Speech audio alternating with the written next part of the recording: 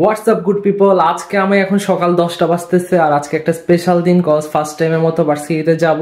Varsity এখান থেকে 50 kilometre দূরে, ভালোই দূরে। তো এখন বের হয়ে যাব। তো এখন নাস্তা রেডি, তো নাস্তা করেই বের হয়ে যাচ্ছি। আর ওভারঅল আজকে যা যা করি সব কিছুই শেয়ার করবো। স্পেসিক্যালি জানি না কি কি করব, বাট যা যা করবো আপনারা দেখতে পাবেন। সো গ্যাস, ফার্স্টেই সকালের নাস্তাটা শেষ করে নিলাম। নাস্তা ছিল গরুর মাংস, ডিম দিয়ে ভেজিটেবল আর লাল আটার রুটি। সো এটা অ্যাকচুয়ালি রুটির জায়গায় ওরা পরোটাই বলে, কারণ কিছুটা পরোটার মতো ক্রিস্পি হয়। আর ডিমটা হচ্ছে মিক্সড ভেজিটেবল দিয়েই করা।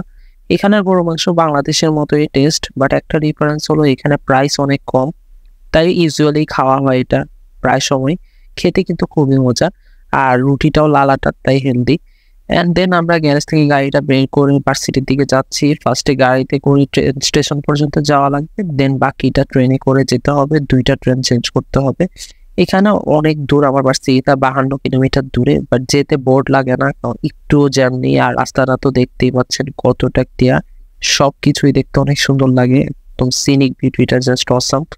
তো দেখতে দেখতেই প্রায় স্টেশনের কাছাকাছি চলে আসলাম। অ্যান্ড দেন আমরা স্টেশনে গিয়ে গাইজ, আমরা এখন চলে আসছি মিল্টন ট্রেন স্টেশনের সামনে। তো এখান থেকে ট্রেনে উঠতে হবে। ট্রেনে উঠে এরপর সিটির দিকে যাব আমরা।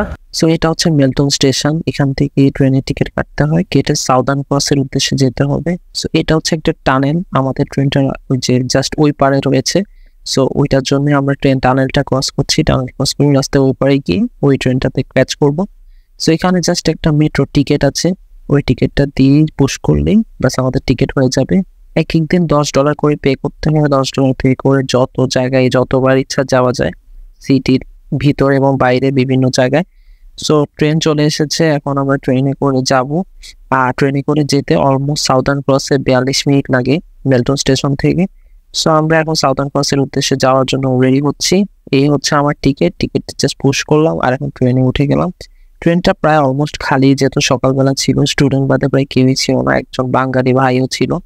তো ট্রেনটা কতটা নিট অ্যান্ড ক্লিন দেখতেই পাচ্ছেন। এটা কিন্তু অনেক পুরোনো ট্রেন, বাট একদম নিট অ্যান্ড ক্লিন। এটাই সুন্দর, অস্ট্রেলিয়ার সবকিছু নিট অ্যান্ড ক্লিন, সব পরিষ্কার। বাইরে সিনিক ভিউটাও সুন্দর ছিল। ন্যাচারাল বিউটি দেখতে দেখতেই চলে যাচ্ছিলাম এবং ট্রেনটা অনেক স্পিডেই চলছিল। 42 মিনিট লাগে অ্যান্ড অলমোস্ট আমরা সাউদার্ন ক্রসে চলে এসেছি। তো সাউদার্ন ক্রসে নেমেই আমাদেরকে আবার মেট্রোতে উঠতে হবে। এখন ছিলাম ট্রেনে, এরপর এখন মেট্রোতে উঠতে হবে। মেট্রো সেম স্টেশনে, জাস্ট অন্য সাইডে। সো আমাদেরকে হাঁটতে মেট্রোর দিকে যেতে হবে। আর এখানে স্টেশনগুলো কিন্তু ইউজুয়াল স্টেশনগুলোর মতো না। অস্ট্রেলিয়ান স্টেশনগুলো তো অনেক রকমের শপ থাকে, sushi, donors, dumpling, bread, chocolates, এবং একদম টোটালি একটা সুপার শপের মতো।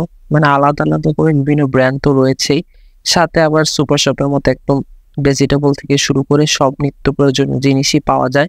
সো এখানে যেমন আমি কিছু কিছু জিনিস দেখানোর চেষ্টা করছি, লাইক এটা হচ্ছে একটা ডোনাটের দোকান। দেন এখানে ফ্লাওয়ার পাওয়া যায়, প্লাস এখানে অ্যাসর্টেড ফ্রুটস রয়েছে, স্ট্রবেরি, রাসবেরি, ব্লুবেরি, বিস্কিটস, বিভিন্ন রকম চিজ অ্যান্ড ইয়োগার্ট, দেন বিভিন্ন রকমের কালারফুল ফ্রুটস রয়েছে। মানে একটা ওভারঅল সুপার শপ। এদিকে আবার ডোনার্স রয়েছে। সো যা যা দেখছেন সবই এখান থেকে আপনি কিনে নিতে পারবেন। আমাদের একটা পানি কেনা লাগতো, সো পানি কিনে নিলাম এখান থেকে। দেন এখানে অনেক রকম ব্রেড অ্যান্ড বিস্কিটস। একটা মজার জিনিস হচ্ছে এখানে শেফ একদম লাইভ সুশি বানাচ্ছিল, যার যেটা পছন্দ সেটা উনি লাইভ বানিয়ে দিচ্ছিল, দেন সার্ভ করছিল। $10 3টা সুশি পেয়ে যাবেন। আর এই হচ্ছে মিস্টার বিস্টের ফেস্টিভ্যালস চকলেট। সামনে আমি নিয়ে নিয়েছি, তো সামনে কোনো একটা ভিডিওতে ওইটার ফ্লেভার কোনটার কেমন সেটা আপনাদেরকে দেখাবো। আর এখানে ফ্রুটস গুলো দেখলে এতই লোভ লাগে যে ইচ্ছা করে সবগুলোই এক প্যাকেট করে নিয়ে যাই। এত ফ্রেশ আর এত কালারফুল, দেখতেই খুব সুন্দর লাগে। স্পেশালি রাসবেরি আর স্ট্রবেরি গুলো খুবই ভাইব্রেন্ট কালার। দেন এখানে চকলেট সেকশন রয়েছে, plus gummy bear and jelly টাইপের আইটেম। বাট গামি বিয়ার গুলো বেশিরভাগই হারাম, তাই ওগুলা ট্রাই করতে তো পারবো না আমরা। সো জাস্ট এমনি দেখতে কালারফুল লাগে। বাট চকলেটস অনেকগুলোই হালাল রয়েছে, সো ওগুলো একটু দেখে শুনে কিনতে হয়। আর এখানে একটা ড্রপ আউট চায়ওয়ালার দোকান, মেবি কোনো ইন্ডিয়ান ড্রপ আউট হয়েছিল, তো চায়ওয়ালার নাম দিয়ে দোকান খুলেছে, কফির দোকান। সো আমরা আবার এখন মেট্রো স্টেশন আর অন্য সাইডে যাচ্ছি। টিকিটটা জাস্ট পুশ করে আমরা এখন মেট্রোতে উঠে যাব। ট্রেন থেকে ট্রান্সফার হয়ে এখন মেট্রোতে যেতে হবে। মেট্রোতে আমাদের বেশিক্ষণ লাগবে না, জাস্ট 2 স্টেশন পরেই আমাদের মেলবোর্ন সেন্ট্রাল, যেখানে আমার ভার্সিটি। আর আমাদের সাথে এই কবুতরটি ওয়েট করছিল মেলবোর্ন সেন্ট্রাল যাওয়ার জন্য। এন্ড আমাদের মেট্রো চলে এসেছে। এখনো অনেক বিজি ছিল, কারণ সকালবেলা অফিসের time. Student plus corporate worker সবাই ছিল।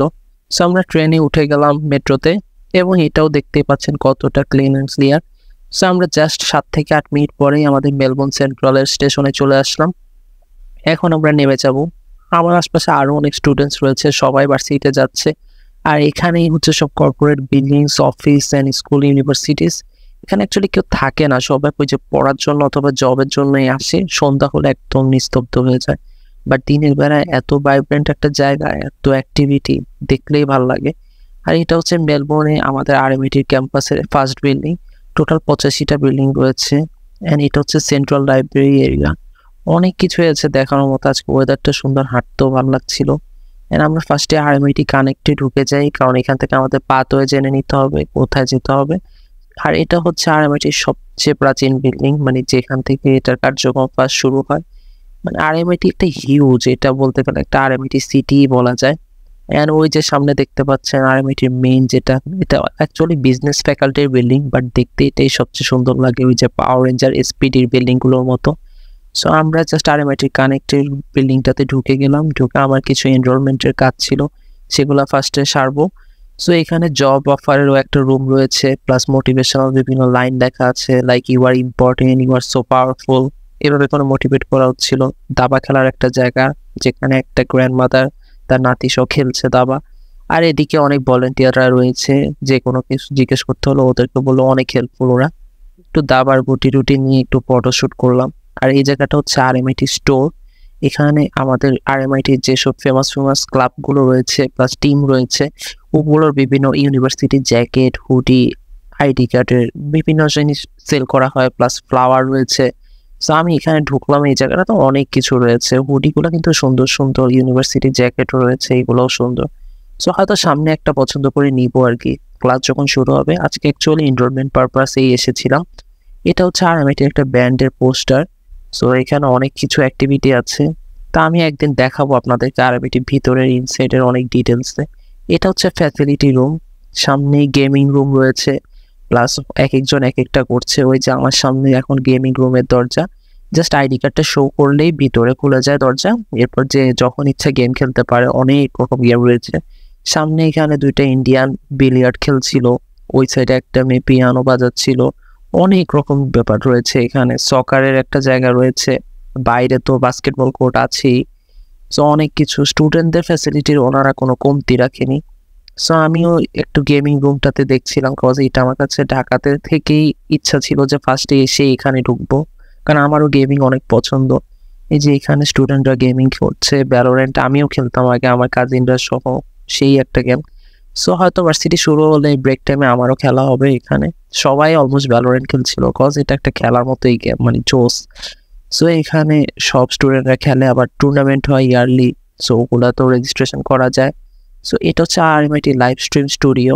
এখানে রেডিও জকি হওয়ার ট্রেনিং দেওয়া হয়। দেন এখানে আবার একটা ফ্রিজ রয়েছে, দেন চার্জারের স্লট বিক্রি করা হয়। জাস্ট আপনি কয়েন দিবেন, দেন যা ইচ্ছা নিয়ে নিতে পারবেন। এটা অ্যাকচুয়ালি স্টুডেন্টদের জন্য আর কি করা হয়েছে। আর এটা হচ্ছে একটা আলাদা সাইট, এরিয়াতে ওরিয়েন্টেশনের প্রোগ্রাম হয়, মানে যদি বৃষ্টি না হয়, আর বৃষ্টি হলে ভিতরেও ইনডোর ওরিয়েন্টেশনের প্রোগ্রামেরও ব্যবস্থা রয়েছে। সো এই জায়গাটাও সুন্দর, কালারফুল ইয়েলোইশ একটা কালার রয়েছে। সো এখানেও কিছুটা ফটোশ্যুট করেছিলাম। এনরোলমেন্টের কাজের জন্যই আজকে প্রায় সারাদিন চলে গিয়েছিল, খুব একটা আপনাদেরকে দেখাতে পারিনি। সামনের ভিডিওগুলোতে আরও ডিটেল ভিডিও থাকবে, লাইক সেন্ট্রাল লাইব্রেরি নিয়ে আলাদা ভিডিও থাকবে, গেমিং রুম নিয়ে ডেডিকেটেড ভিডিও থাকবে। সো এখন বাসার দিকে রওনা হচ্ছি। সামনের ভিডিওতে কি কি দেখতে চান আমাকে নক করে জানাবেন। সো গাইস, ভার্সিটির কাজ শেষ করে আজকে বাসায় চলে আসছি। সো আজকে ভিডিও এখান পর্যন্ত। এই ডেইলি এরকম রেগুলার লাইফে যা যা করি এগুলোর ভিডিও আসবে যখনই সুযোগ পাবো। So that's it for today. আল্লাহ হাফেজ। Signing out from Food mystery.